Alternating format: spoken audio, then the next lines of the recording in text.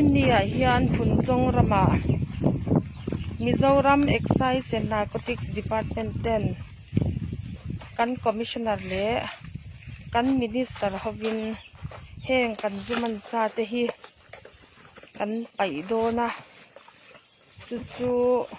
kan thei pa to pin kan lawin buat sai ve a hetilaya hian hei te pin zinga tangin a hmuna kan kala zu kan thiara ti chuan heng zong hi vo India kan pai do na ti chuan tuna hian adang an la phur le meka tam khop maya heng zong hi vo ina leibuak tur ani a hei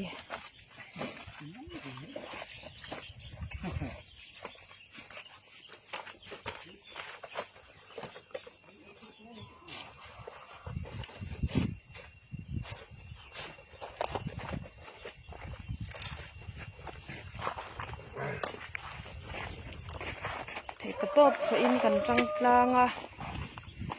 thok tu te po an ha hle ani ti kha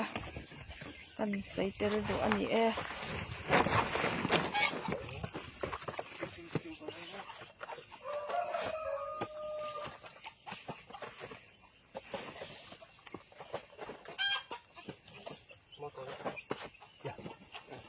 atimi tan chuan it om tham deuh tur mai ani a cheng tam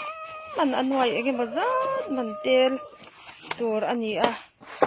hei heng hi ani a hei ipa hian ege bazat ala oma atam em ani o heng zong te po hi zu ve kani a hei heng zong te po hi ani a tuna po hian thiam ten